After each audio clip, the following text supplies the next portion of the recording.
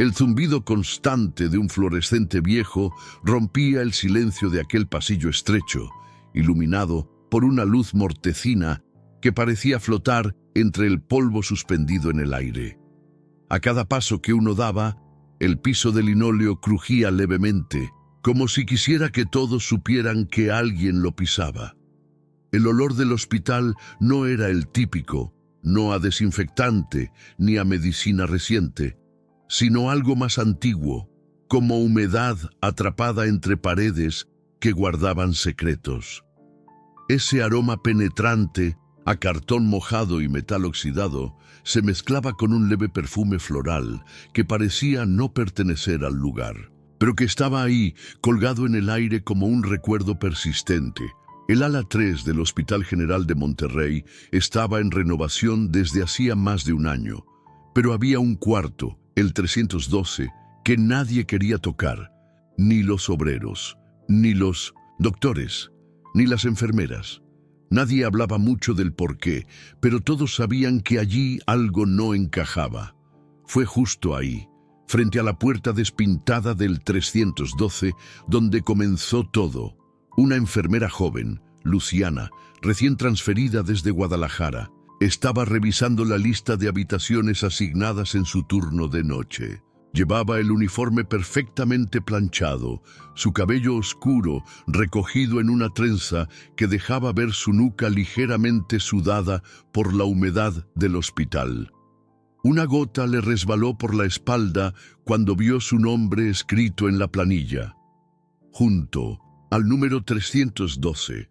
¿Es una broma?, preguntó en voz baja, esperando que alguna de sus compañeras riera detrás de ella. Pero nadie lo hizo. Las dos enfermeras que estaban al fondo, sentadas junto al microondas del comedor, se quedaron en silencio al oírla. Luciana frunció el ceño. Había algo en sus miradas. No era burla, era miedo. «¿Qué pasa con ese cuarto?», preguntó con un tono más desafiante. Una de ellas, la mayor, bajó la mirada y murmuró: «Tú eres nueva. Si fueras de aquí, sabrías que esa habitación no debería estar asignada». Luciana no era fácil de intimidar. Había trabajado en zonas rurales, en clínicas sin luz y hasta en campañas médicas en comunidades de difícil acceso. No creía en historias de pasillos oscuros ni en cuentos de enfermeras que escuchaban voces. Pero aún así, al acercarse a la puerta del 312, su piel se erizó. La perilla estaba fría. Tan fría que la obligó a retirar la mano al primer contacto. Volvió a intentar girarla. Estaba abierta. Adentro, el ambiente era distinto, más frío, no por el aire acondicionado, que apenas funcionaba en ese sector, sino por una sensación densa, como si el aire estuviera más pesado, más espeso. Las paredes estaban limpias, aunque amarillentas por el paso del tiempo, y en medio del cuarto una lámpara de pie iluminaba un rincón. Pero no estaba enchufada. Luciana se detuvo en seco. Miró el cable. No había conexión a ninguna toma de corriente. Sin embargo, la lámpara seguía encendida. Una luz tenue, cálida como la de una vela, bañaba una silla vacía. No dijo nada. Se obligó a no reaccionar. Respiró hondo. Seguramente está conectada desde el piso, se dijo en voz baja, intentando calmar su mente. Revisó la ficha colgada al pie de la cama.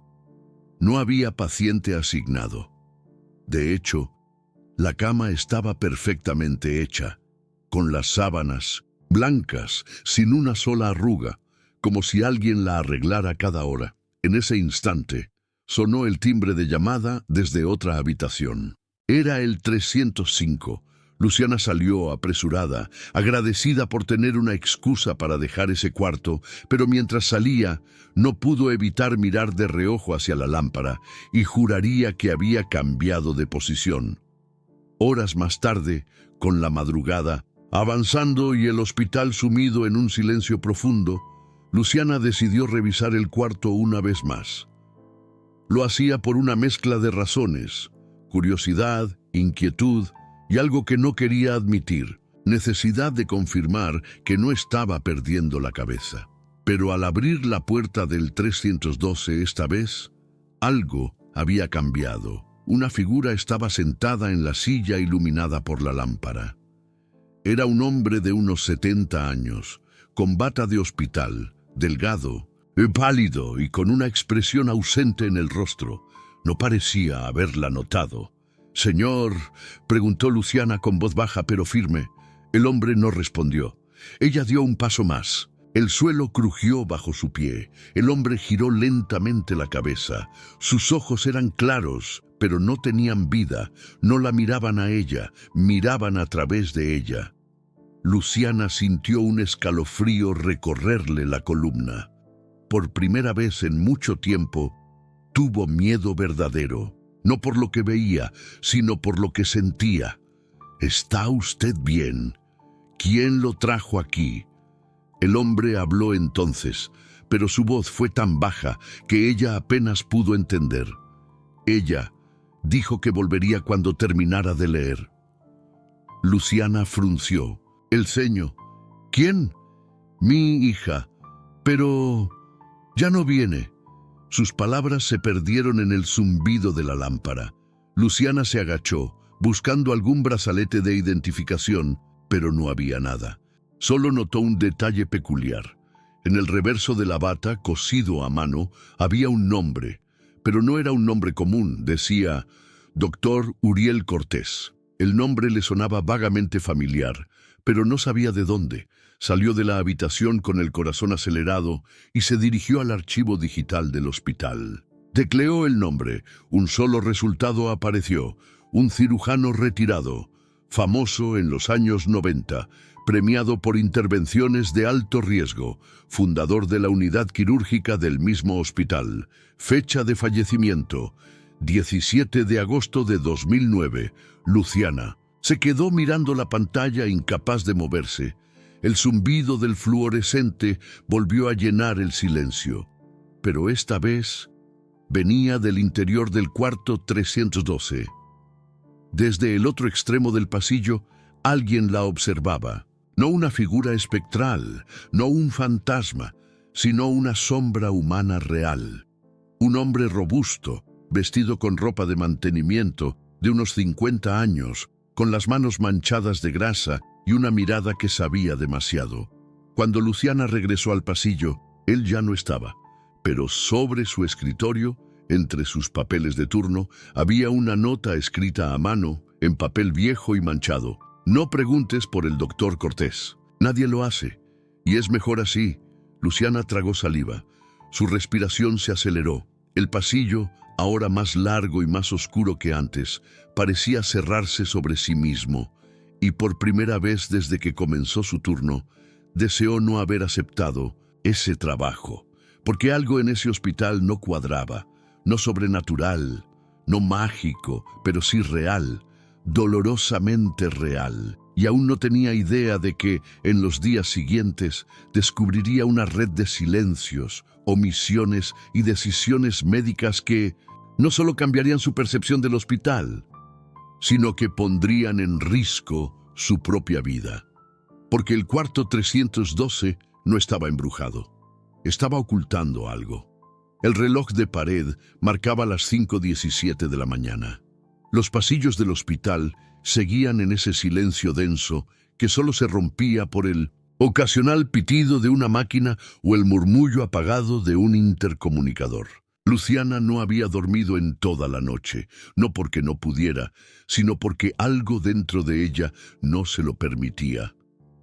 Había regresado a la habitación 312 al menos 3 veces desde el extraño encuentro, y cada vez la silla estaba vacía. La lámpara, sin embargo, seguía encendida, inmutable, como si desafiara las leyes de la física y el sentido común. Luciana se encontraba ahora en el archivo físico del hospital, un sótano frío con estanterías metálicas que parecían nunca acabar. Había solicitado los registros de ingreso del paciente llamado Uriel Cortés, convencida de que quizá había algún error en el sistema digital.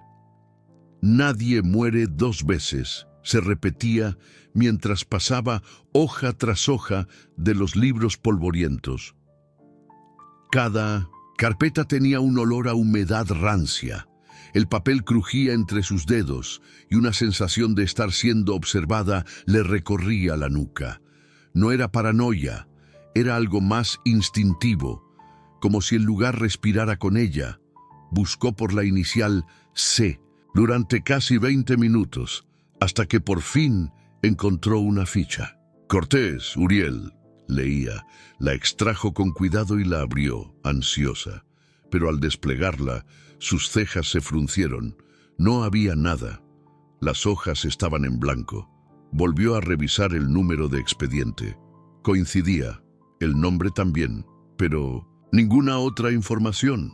Ni fecha de nacimiento, ni diagnóstico, ni fecha de ingreso, ni firma, nada. Luciana sintió un vuelco en el estómago. ¿Cómo era posible? Un sonido metálico la sobresaltó. Algo había caído detrás de ella. Se giró. Bruscamente, una caja de herramientas estaba abierta en el suelo y el contenido, destornilladores, pinzas, alambres, se había esparcido por completo. A su lado, la figura del mismo hombre del uniforme de mantenimiento que había visto antes. Su rostro estaba parcialmente cubierto por una gorra grasienta, pero sus ojos la miraban como si supieran más de lo que debía saberse. ¿Buscando fantasmas, enfermera?, dijo con voz rasposa. Luciana se quedó quieta. Quería parecer segura, pero su voz le tembló al hablar. ¿Quién es usted? Me llaman Elías. Llevo 30 años trabajando aquí. Mucho antes de que tú nacieras, tal vez. ¿Conoció al doctor Cortés? El hombre sonrió. Una sonrisa seca, amarga. Todos conocimos al doctor Cortés, pero ninguno lo entendió. Luciana frunció el ceño. No entiendo. ¿Por qué está su expediente vacío? ¿Por qué su habitación sigue asignada? Elías recogió lentamente las herramientas sin dejar de hablar. Porque hay cosas que el hospital prefiere olvidar, pero cuando se entierran secretos en un lugar como este, es como si el edificio los respirara y a veces los vomita de nuevo. Ella lo miró con creciente ansiedad. ¿Qué pasó con él? No soy quien para contarte eso, pero si ya entraste a ese cuarto, ya no hay vuelta atrás. Te recomiendo que te alejes mientras puedas. No voy a hacerlo, respondió Luciana con firmeza. Elías la miró por un largo instante. Sus ojos parecían cargar décadas de resignación y culpa. Entonces ten esto, dijo extendiéndole una llave antigua de bronce oscuro con el número C grabado en la base. Ábrela cuando estés lista, pero no sola. ¿Dónde? En la morgue vieja, el pasillo que ya no usamos. Al fondo, hay un armario cerrado con candado. Lo sabrás cuando lo veas. Luciana tomó la llave. Estaba fría, demasiado fría para haber estado en la mano de un hombre, como si viniera de otro tiempo. Al terminar su turno, en lugar de irse a casa, Luciana bajó por las escaleras de emergencia hasta el ala abandonada del hospital. Esa parte no tenía cámaras, ni pacientes. Nadie bajaba ahí desde hacía años. Los muros estaban manchados de humedad, y la pintura se desprendía en escamas que crujían bajo sus zapatos. El olor era insoportable. Una mezcla de formol viejo, polvo y algo más.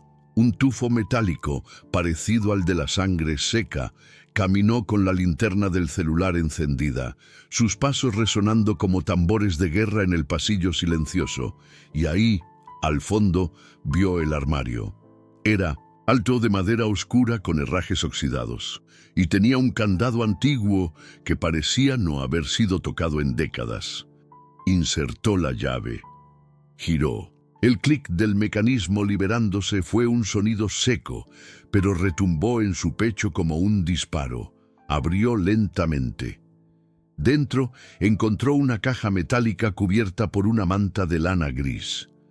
Al retirarla, reveló una carpeta sellada con cera roja. Y encima una foto. Luciana se quedó sin aliento. Era el doctor Cortés, joven, sonriente, con bata de cirujano, y a su lado, una niña.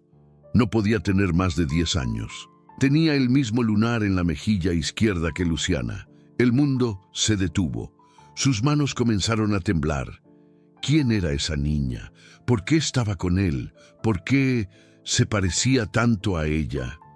Abrió la carpeta. Allí estaba todo. Diagnósticos, reportes de cirugía, fotografías de operaciones y cartas. Cartas escritas a mano, firmadas por Uriel, dirigidas a alguien llamado Luciana. «No puede ser», susurró con la voz entrecortada. Las cartas hablaban de remordimiento, de decisiones forzadas, de una promesa rota. «Te prometí que estarías a salvo, pero me quitaron el derecho de buscarte. Perdóname». Una lágrima le rodó por la mejilla. Su respiración se volvió irregular. En ese momento sintió una presencia detrás. Se giró de golpe, pero no había nadie. Solo el silencio y la lámpara, esa misma lámpara de la habitación 312, ahora encendida frente al armario. Luciana retrocedió lentamente, con la carpeta contra el pecho, y salió de ahí corriendo, tropezando con sus propios pasos, con el corazón a punto de estallar. Horas después, de vuelta en su departamento, sentada frente a la mesa, leyó las cartas una por una. El nombre Luciana se repetía demasiadas veces. Había fechas, lugares, referencias a una adopción. Era ella esa niña, era Uriel, su padre. Su mundo, construido sobre certezas, comenzaba a resquebrajarse, y lo peor de todo no era la duda, era que en la última hoja, escrita con una caligrafía más temblorosa, decía: «Cuando encuentres esto, sabrás que aún no he terminado y que aún hay algo que necesito que veas». Luciana cerró los ojos. El zumbido de la lámpara resonó en su cabeza como un eco constante, porque ahora lo entendía. Ese hombre no estaba apareciendo para asustarla, estaba esperando por ella, y lo que tenía que mostrarle aún no había comenzado. La lluvia caía con furia sobre la ciudad, golpeando los cristales del departamento de Luciana con una insistencia casi agresiva. Afuera, las luces de los autos se reflejaban en las calles mojadas, dibujando sombras alargadas en las paredes, pero dentro el silencio era total. No había televisión, no música, ni siquiera el sonido de sus pasos. Luciana estaba sentada en el suelo de su sala, rodeada por las cartas y documentos que había encontrado. Las hojas estaban esparcidas como piezas de un rompecabezas imposible. Cada palabra que leía le dolía, más que la anterior, no solo por lo que decían, sino por lo que sugerían. Porque si todo eso era cierto, entonces su historia, su infancia, su identidad, había sido una mentira cuidadosamente tejida. Encendió una de las cartas con manos temblorosas. La tinta estaba descolorida, pero aún legible. «El día que te llevaron, supe que algo dentro de mí se rompió. Me arrebataron el derecho de mirarte crecer. Pero juré que, de alguna manera, te encontraría. Porque un padre no olvida, un padre no se rinde». Luciana se tapó la boca con una mano, sintió un nudo en la garganta. Su madre adoptiva nunca le había hablado de su origen. Siempre dijo que la había rescatado, pero jamás dio detalles. Y ella, quizá por miedo o por lealtad, nunca preguntó demasiado, hasta ahora. El sonido del teléfono fijo rompió el silencio como un trueno. Un timbre agudo, insistente, casi violento. Luciana se puso de pie con rapidez, el corazón acelerado. Miró la pantalla del identificador. Sin número dudó, pero contestó: «Hola». Un segundo de silencio. Luego, una voz baja, masculina, con un tono tan familiar como perturbador, susurró: «Él te está buscando». Luciana sintió que el suelo se le movía. Se quedó sin palabras. «¿Quién habla?». Pero la línea ya estaba muerta. Miró el auricular, atónita. ¿Era una broma? ¿Una amenaza? ¿Una advertencia? Sintió un escalofrío. No estaba paranoica, no era una invención. Alguien la estaba siguiendo, alguien que conocía su vínculo con Uriel. Corrió a su cuarto y abrió una caja de cartón que tenía guardada en el closet. Dentro, entre viejas fotografías, encontró un álbum con imágenes de su infancia, fotos borrosas, desordenadas, pero en una de ellas, una que jamás había prestado atención, se veía a una figura masculina de espaldas, observándola desde lejos en un parque. No era un familiar conocido, no era su madre adoptiva, y ahora que lo pensaba, esa figura tenía algo familiar. El porte, la postura, la forma en que mantenía las manos cruzadas en la espalda, igual que en la foto del doctor Uriel. Sintió un mareo. Se sujetó del marco de la cama para no caer. Ese hombre había estado observándola desde niña, siempre cerca, siempre lejos. ¿Era protección o vigilancia? Esa noche no pudo dormir. Encendió todas las luces del departamento. Cerró ventanas, puertas, incluso bloqueó la entrada con una silla. Cada pequeño ruido la sobresaltaba. Cada sombra parecía tener ojos, pero lo peor llegó a las 3:33 de la madrugada. El reloj digital parpadeó y luego se apagó. Toda la electricidad del lugar murió al mismo tiempo. Una oscuridad absoluta la envolvió y el zumbido de la lámpara de su habitación comenzó a sonar, aunque estaba apagada. Luciana se acercó temblando. La lámpara estaba encendida, aunque no había energía, y debajo de la lámpara sobre su mesita de noche descansaba una hoja de papel que no había estado ahí antes.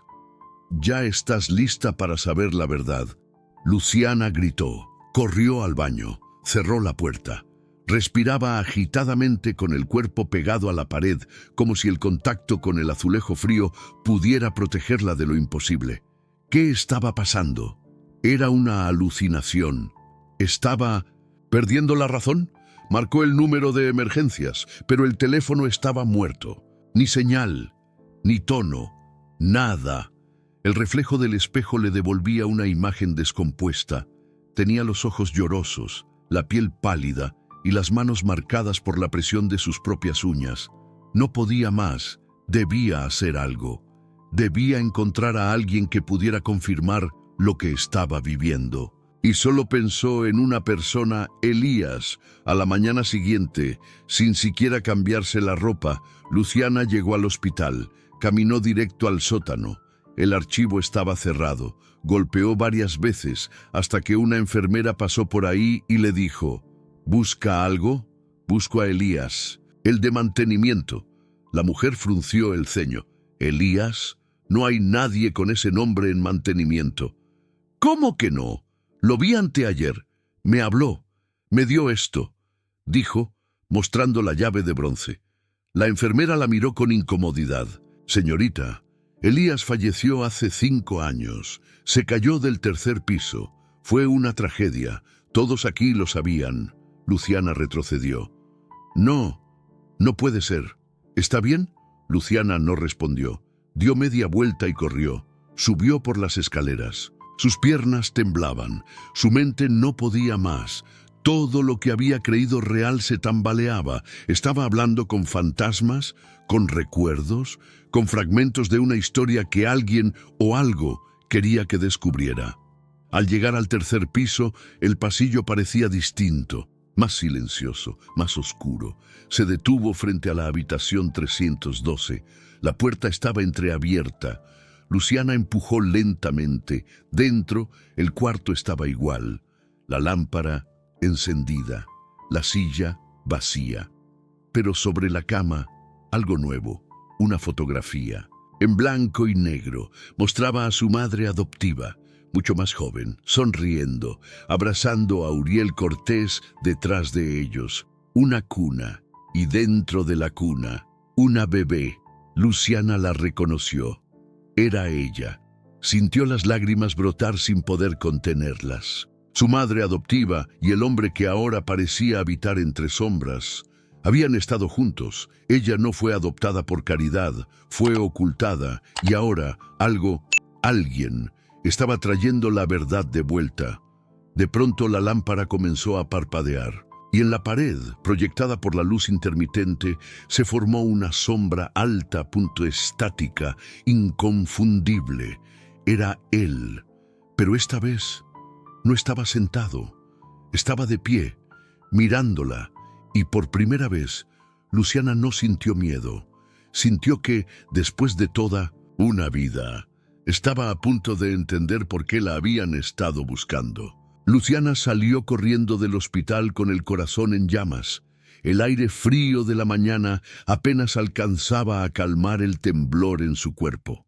Esa imagen, la sombra proyectada en la pared, inmóvil, mirándola como si la hubiera estado esperando por años, la perseguía incluso con los ojos abiertos. Pero más que miedo, lo que sentía era una certeza brutal.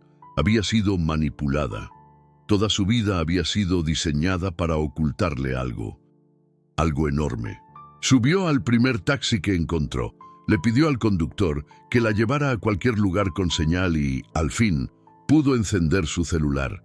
Mensajes perdidos, llamadas sin responder, ninguno de importancia, excepto uno, un número desconocido, un solo mensaje. Deja de buscar, o él te encontrará antes. Luciana apretó el celular con tanta fuerza que escuchó el crujido de la carcasa. Ya no había vuelta atrás. No importaba lo que implicara, tenía que saber la verdad. Esa misma tarde, volvió al edificio donde había crecido. Tocó la puerta del 4B con fuerza. Nadie respondió. Intentó la llave antigua que aún guardaba en su llavero. La cerradura cedió con un clic seco y familiar. La casa estaba exactamente igual, las mismas cortinas, la misma foto de su mamá sobre el piano, el olor a lavanda artificial que tanto odiaba. Caminó por el pasillo hasta el cuarto donde había dormido de niña.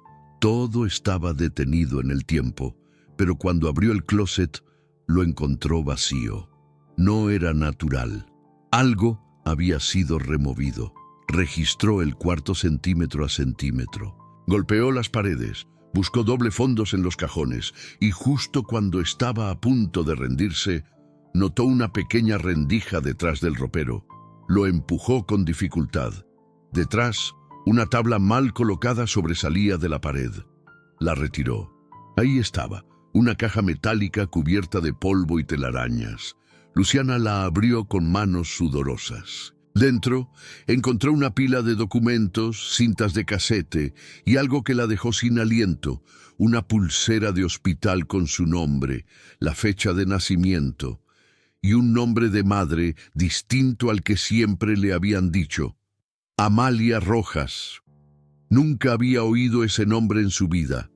Buscó entre los papeles, certificados, reportes médicos, incluso una denuncia de desaparición infantil, hecha por la misma Amalia, 18 días después de su nacimiento.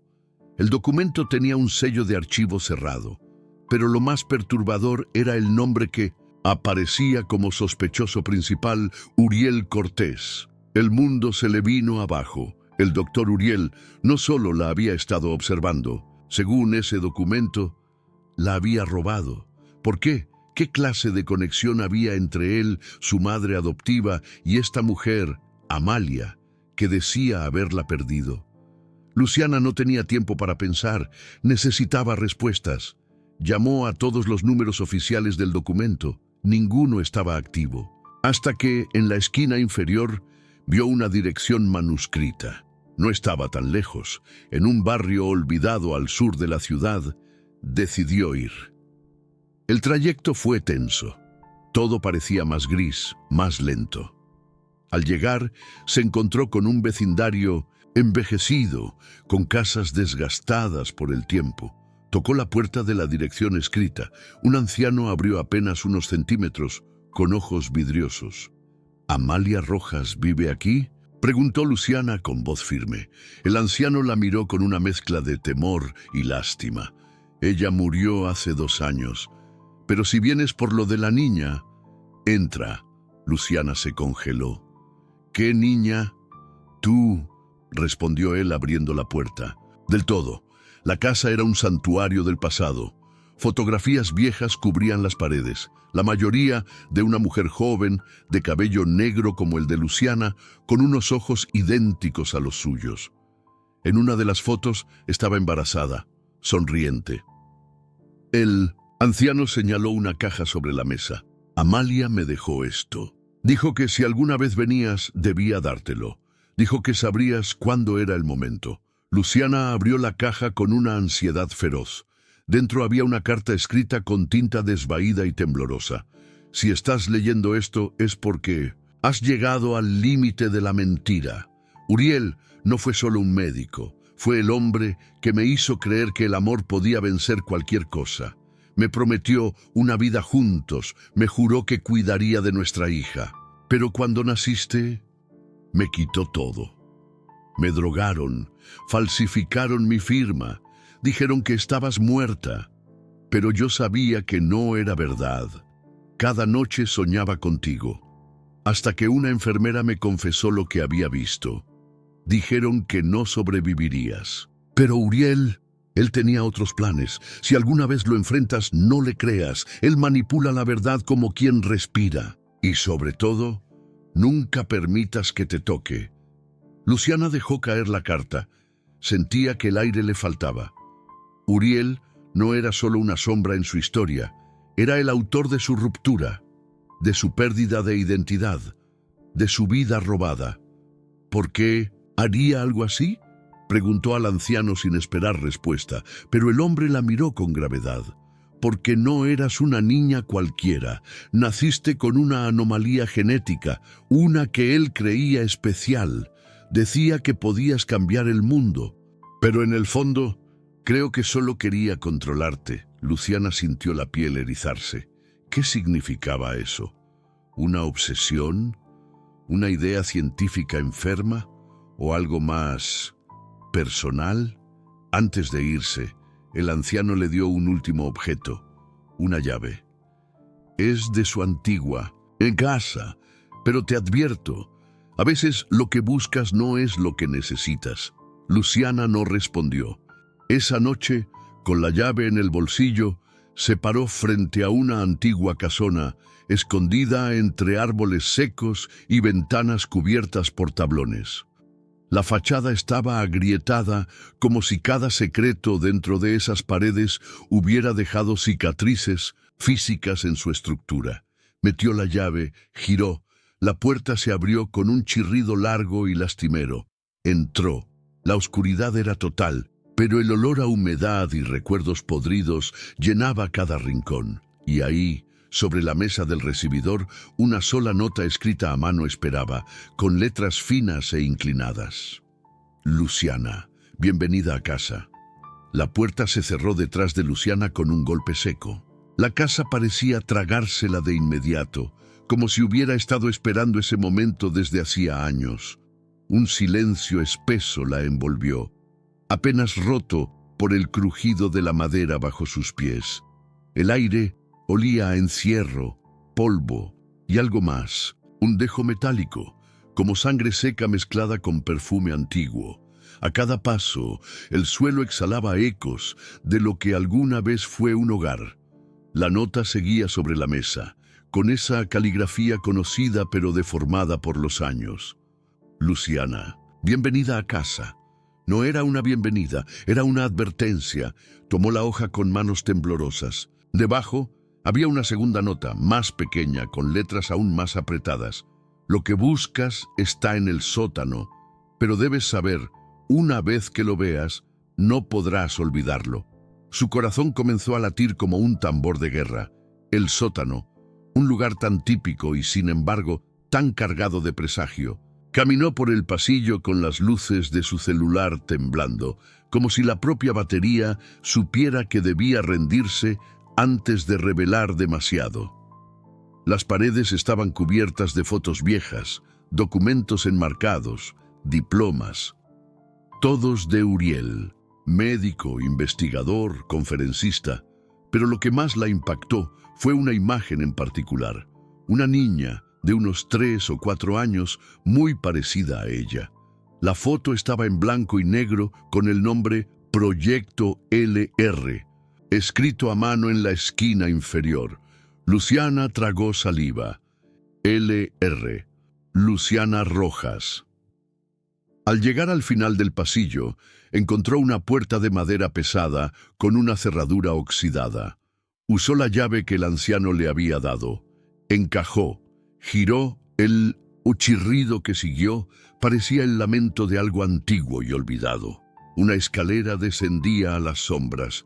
El olor a humedad y químicos era intenso. Bajó con cautela, sintiendo el sudor frío recorrerle la espalda. Cada peldaño crujía bajo sus pies, como si la casa intentara recordar su peso, su presencia. Abajo, un laboratorio, no una bodega, ni un simple sótano de almacenamiento. Era un laboratorio clandestino. Había frascos etiquetados con códigos, carpetas médicas, instrumentos quirúrgicos viejos y grabaciones, docenas de cintas con fechas, nombres en clave y, lo más perturbador, una sección entera rotulada como Etapa segundo, Sujeto L. Sujeto L. Luciana, temblando, conectó una de las cintas a una grabadora que encontró sobre una mesa, oxidada.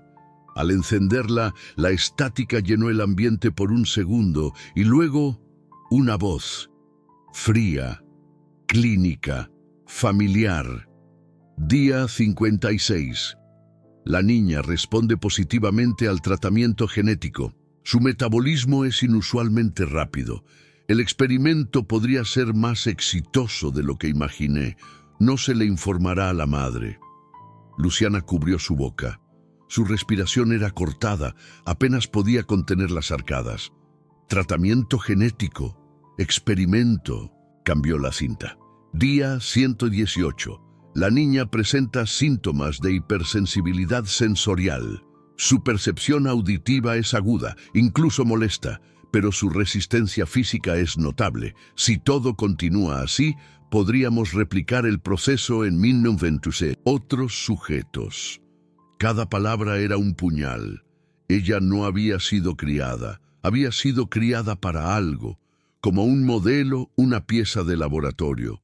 Su infancia, sus enfermedades, sus controles de rutina, todo había sido una pantalla. De pronto, una caja metálica en la esquina llamó su atención. Estaba cerrada con candado.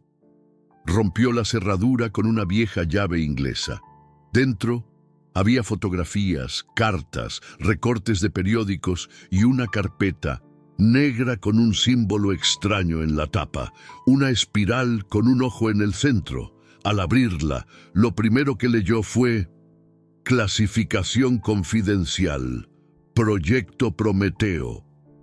La carpeta detallaba procedimientos, análisis y, lo más terrible, otros nombres. Había al menos 5 sujetos antes que ella, todos niños, todos con la misma anomalía genética. Todos desaparecidos, uno a uno, fueron descritos como fallidos, inestables, incompatibles con el protocolo, excepto ella. Ella era la única que había sobrevivido. Se levantó de golpe. Necesitaba salir de ahí, respirar aire puro, escapar de la claustrofobia que apretaba su pecho, pero al subir los escalones escuchó un ruido. Pasos. Arriba. Se congeló. Apagó el celular. Contuvo la respiración. Los pasos eran lentos, pesados. Alguien estaba en la casa. Con el corazón martillándole las costillas, se arrastró por la escalera en silencio, asomándose apenas por la rendija de la puerta del sótano. Un hombre estaba de espaldas, alto, con bata blanca, recorriendo las fotos del pasillo como si inspeccionara una galería. Su voz se deslizó en el aire como un susurro rasposo que le erizó la piel. Sabía que volverías. Luciana sintió que el mundo se inclinaba. Reconocía esa voz. «Te advertí que dejaras de buscar», dijo él girando lentamente. «Pero la curiosidad, Luciana, siempre fue tu mayor debilidad. Uriel, más viejo, más encorvado, pero con los mismos ojos vacíos. «No eres real», murmuró. Ella, aunque sabía que era una mentira que solo servía para no caer de rodillas. «Lo real es irrelevante», respondió él, bajando la vista hacia el sótano. «Lo importante es lo que aún no has descubierto». Esa fue solo la primera capa. Luciana no entendía. ¿Más? ¿Qué más podía haber? Uriel avanzó un paso. Ella retrocedió.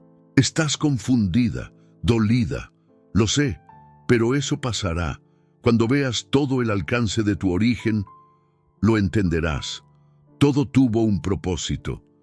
«Me robaste la vida», gritó ella. Él sonrió como si lo que hubiera dicho fuera la reacción esperada. «Te di otra, mejor, más fuerte». Luciana buscó a tientas en su mochila y sacó una de las carpetas. La lanzó hacia él. «¿Y los otros niños? ¿Ellos también eran mejorados? ¿También les diste una vida más fuerte?» Uriel no respondió. Se agachó, recogió los papeles y los sostuvo entre sus dedos como si fueran flores secas. «Ellos no eran tú». La tensión en el aire era insoportable. La casa parecía respirar, vibrar con cada palabra. Luciana sabía que no podía quedarse. No ahora, no así. Se abalanzó hacia la puerta. Uriel intentó alcanzarla, pero ella fue más rápida. Abrió de golpe y salió al frío de la noche, tropezando con las sombras. Corrió. No miró atrás, ni siquiera cuando escuchó que él no la seguía. Solo se detuvo cuando llegó a una avenida iluminada, rodeada de autos, ruido y vida. Se apoyó contra un poste, jadeando, temblando. Lo peor no era lo que había descubierto. Lo peor era lo que sentía en lo más profundo de sí misma. Una parte de ella no podía negar que en el fondo algo dentro de ella sí era diferente. Algo había despertado, y si Uriel decía la verdad, entonces todavía no sabía quién era realmente. El reloj marcaba las 3:47 de la madrugada cuando Luciana llegó al pequeño motel de carretera. No sabía exactamente cómo había llegado allí. Sus piernas se movían solas, como si fueran guiadas por una fuerza que no comprendía. En su mente, las imágenes del sótano, las grabaciones, los ojos vacíos de Uriel se repetían como un carrusel descompuesto. No había lógica, no había consuelo. Solo preguntas que dolían como agujas bajo la piel. Entró a la habitación temblando, cerró la puerta con doble seguro y se sentó en la cama, abrazándose a sí misma como una niña perdida. Encendió la lámpara de noche. La luz cálida iluminó las carpetas que llevaba bajo el brazo, ahora arrugadas, sucias, pero intactas. En el silencio del cuarto, su respiración parecía demasiado ruidosa. Abrió una de las carpetas al azar.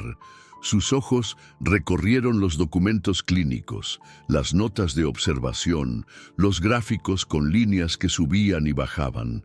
No entendía todo, pero había palabras que se repetían una y otra vez. Fase de integración, anomalía estable, potencial activo. Luciana sabía lo que eso significaba, o al menos comenzaba a entenderlo. No era solo una paciente, era un prototipo, un experimento, una especie de ser diseñado para algo que aún no había terminado de manifestarse.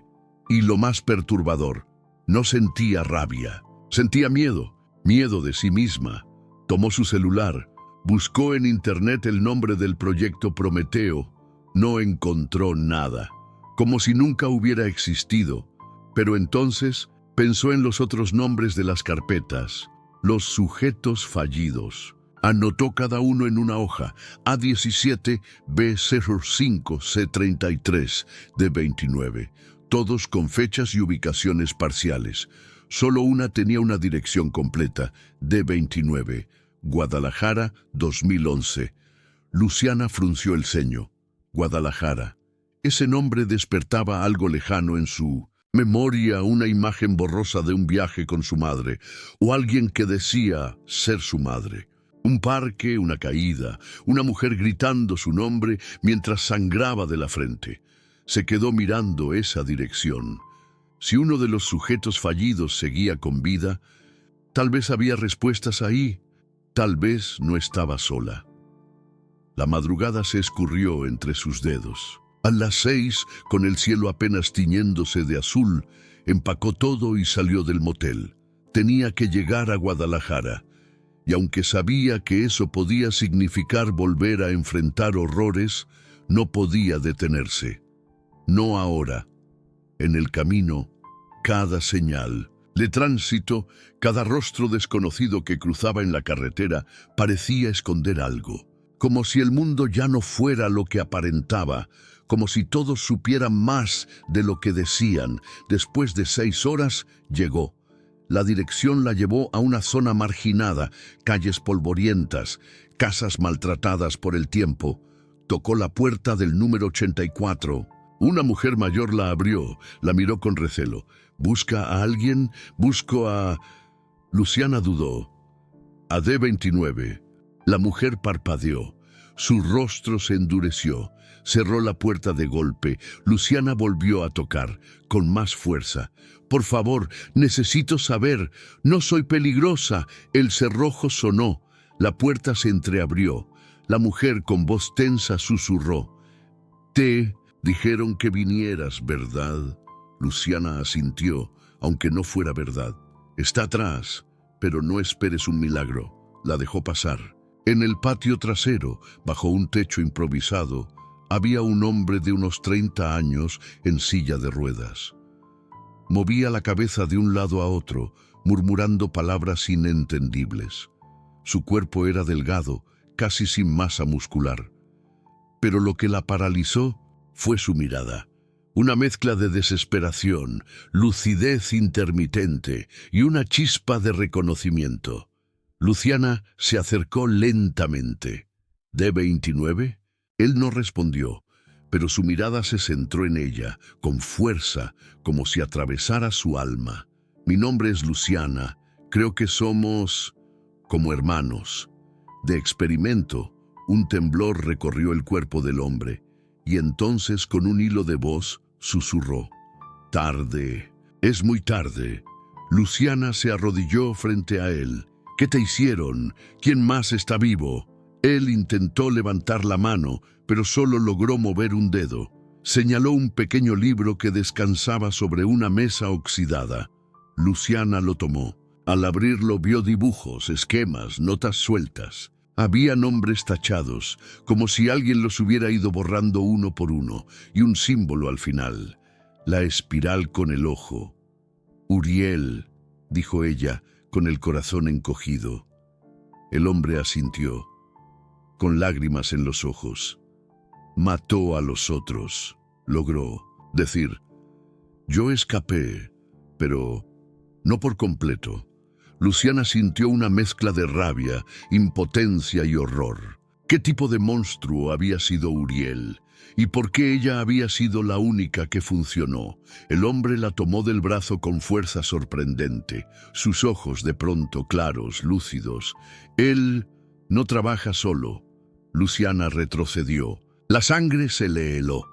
¿Quién más? Pero el momento se desvaneció. El hombre volvió a perderse en su delirio. Murmuraba palabras sueltas. Fase 3. Activación. Despertar. La mujer volvió, visiblemente nerviosa. «Tienes que irte. Si estás aquí, ellos vendrán pronto». «¿Quiénes son ellos?» «Los que financiaron todo esto, los verdaderos dueños del proyecto». Uriel era solo una pieza. Luciana agarró el cuaderno con fuerza. Ya no había vuelta atrás. Si existía una fase 3, ella estaba en el centro de todo. Y si había otros involucrados, otras manos manipulando su vida desde las sombras, entonces tenía que descubrir quiénes eran. La mujer le entregó una hoja doblada. Había una dirección, Ciudad de México. Allí vive alguien que también sabe. Se escondió hace años. Nunca quiso hablar. Pero si tú eres ella, quizá lo haga. Luciana no preguntó más. Sabía que el tiempo jugaba en su contra. Se despidió del hombre, que la miró una última vez con una tristeza que la atravesó como vidrio roto.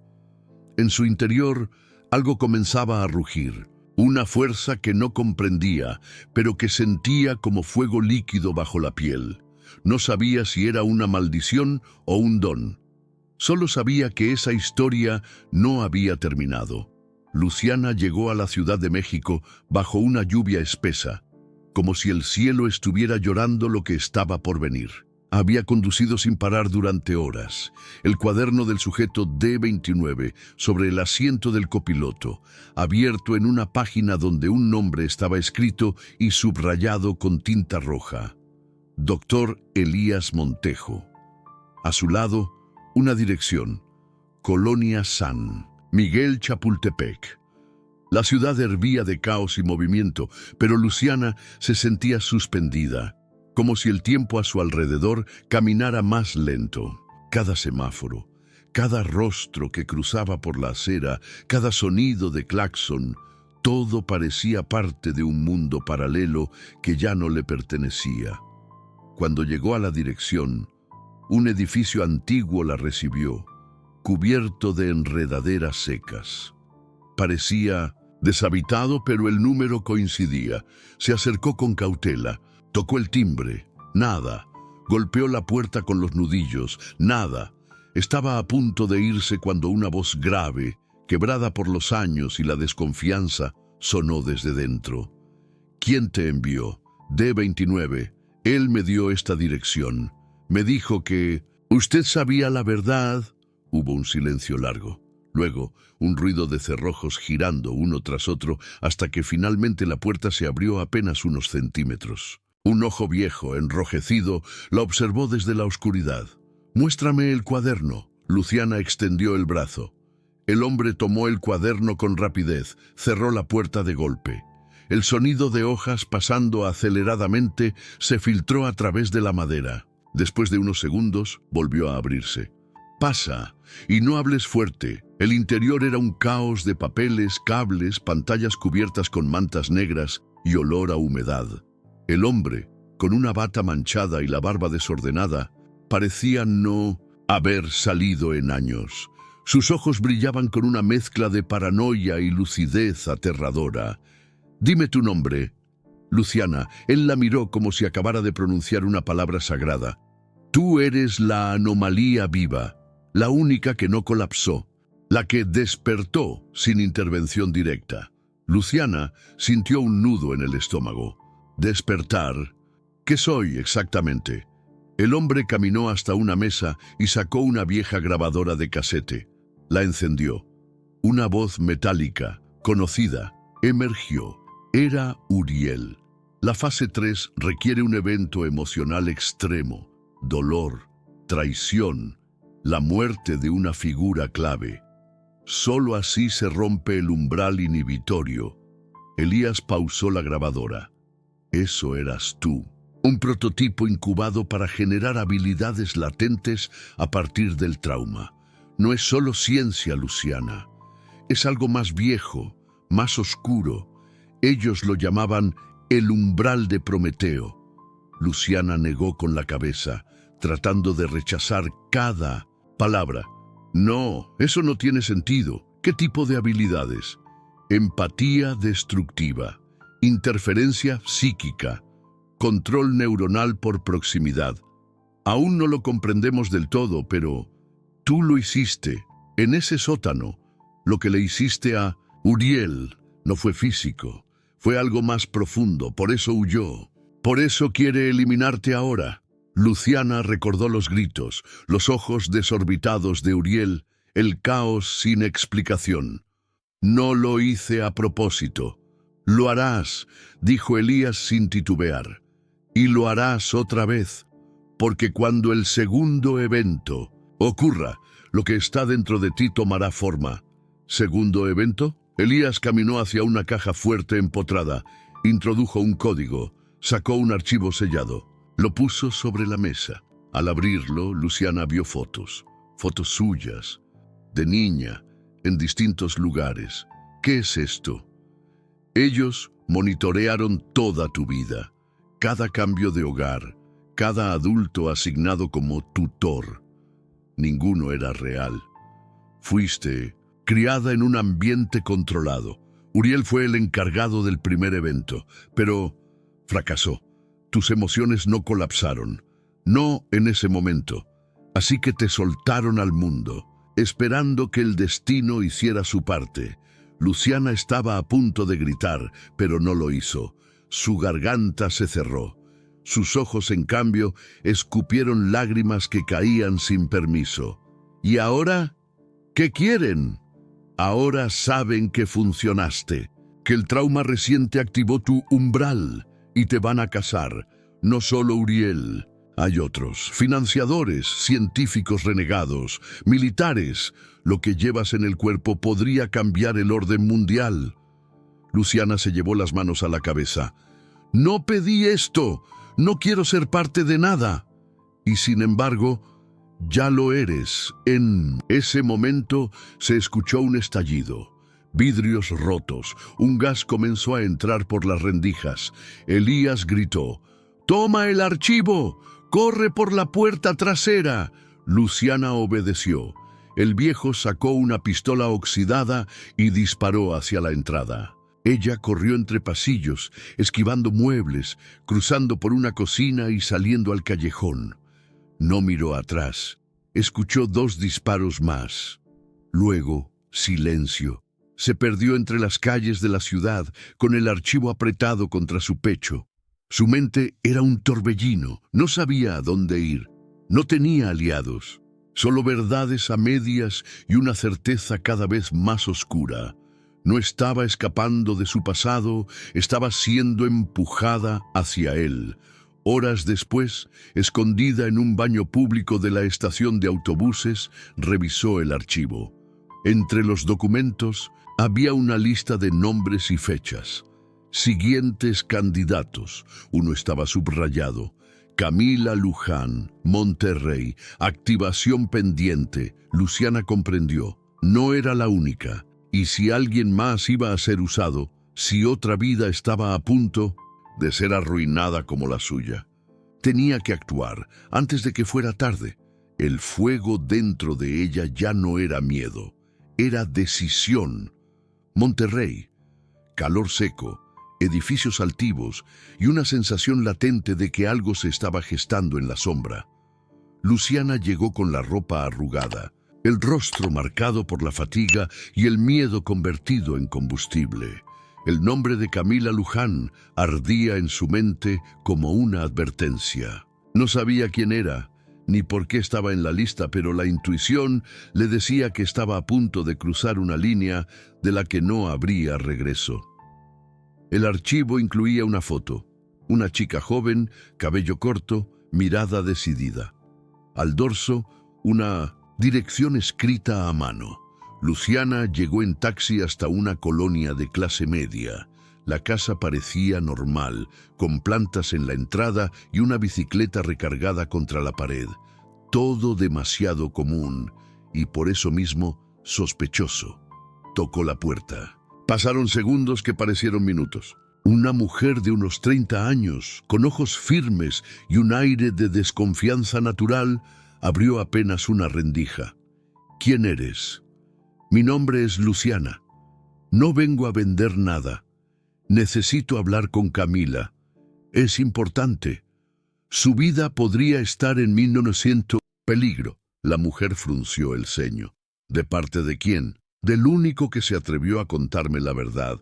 Elías Montejo. El nombre pareció golpearle el pecho. Abrió un poco más la puerta. Observó con cuidado a Luciana, como si intentara leer sus intenciones directamente en los ojos. Camila no está. Y si de verdad vienes de parte de Elías, sabes que no podemos hablar aquí. Luciana asintió, sabiendo que había cruzado un umbral. La mujer la hizo pasar por una puerta lateral, a una especie de taller de carpintería vacío, y cerró con llave. Encendió un pequeño ventilador que apenas movía el aire caliente. Yo soy Abril. Camila es mi hermana. ¿Qué pasó con Elías? Está muerto. Lo mataron minutos después de darme esto. Luciana abrió su mochila y sacó el archivo. Lo puso sobre una mesa de madera manchada de barniz. Abril lo revisó con manos temblorosas. Al llegar a la lista de nombres, se detuvo. «Lo sabía», susurró. «Hace años que siento que algo está mal con Camila. Desconexiones, episodios de ausencia, voces. Pensé que era esquizofrenia, pero había algo más. ¿Está pasando por un evento emocional fuerte? Murió nuestra madre hace 3 semanas. Camila la encontró en la cocina, sin pulso, sin señales previas. Desde ese día no es la misma». Luciana sintió un escalofrío. El evento activador ya había ocurrido. ¿Dónde está ahora? En la escuela. Da clases de biología en 1900, una prepa técnica, pero ayer no regresó, no ha llamado. Su celular está apagado. Luciana se levantó de golpe. Tenemos que encontrarla ya. Si despertó como yo, estará desorientada. Pero si alguien más la encuentra primero... Abril abrió un cajón y sacó un folder con papeles de Camila. Había boletos de transporte, mapas marcados con bolígrafo rojo, un itinerario incompleto. Esto estaba en su mochila el día que desapareció. Algo la estaba guiando. Tal vez la misma organización. Tal vez tú, yo, tu presencia en su lista. No es coincidencia. Tal vez tú eres el último eslabón para su activación completa. Luciana no quiso aceptar esa idea, pero dentro de sí algo lo confirmaba. Había una fuerza invisible que las empujaba hacia el encuentro. Como imanes destinados a colisionar, esa noche buscaron en hospitales, estaciones, paraderos de autobús. Nada. Cuando volvieron al taller exhaustas, Abril le ofreció una colchoneta vieja. Luciana se recostó, pero no durmió. La noche estaba cargada, densa, como si alguien o algo las observara. A las 3:17 de la madrugada, una notificación llegó al celular de Abril. Lo encontré. Ven sola. Parque Fundidora. No traigas a nadie más. El remitente era el número de Camila. Sin foto, sin nombre, solo texto. Luciana, al ver el mensaje, se estremeció. Es una trampa. Eso no lo escribió ella. Es Uriel. Está probando hasta dónde llegaríamos. ¿Y si no es él? ¿Y si de verdad es Camila? Luciana cerró los ojos un momento. Respiró profundo. Vamos las dos, pero separadas. Nos encontraremos cerca de la fuente central. Si algo pasa, corres. No mires atrás. 20 minutos después, estaban en el parque, cubiertas por la oscuridad y los murmullos de la ciudad dormida. Luciana se movía como un espectro entre los árboles. En su bolsillo, una navaja oxidada que había tomado del taller. No era mucho, pero la hacía sentir menos indefensa. La fuente estaba encendida, y frente a ella, una figura sola, con el cabello mojado y la mirada perdida. Camila. Luciana se acercó lentamente. Camila, la joven, volteó. Sus ojos eran abismos, vacíos y al mismo tiempo repletos de una fuerza inquietante. ¿Tú eres Luciana? Sí, vine porque... Camila la interrumpió. Tú me llamaste hace años, en sueños, cuando era niña. Siempre eras tú. Luciana dio un paso atrás. Yo no entiendo.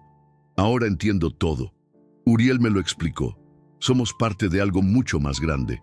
Tú eres la fase 4. Yo soy la 5. Juntas abriremos la puerta. Luciana sintió que el suelo temblaba. No era metáfora, vibraba. Una energía extraña nacía de Camila, como ondas invisibles que distorsionaban el aire. Camila, no lo hagas. No sabes lo que te están obligando a hacer. No me obligan. Yo elegí. Ya no quiero sentir dolor. Si acepto lo que soy, ya no dolerá más. Luciana se abalanzó sobre ella, pero al tocarla, sintió un golpe seco en la mente. Una imagen la invadió, su madre muriendo, su padre llorando, la soledad en el orfanato. Camila no estaba atacando, estaba proyectando.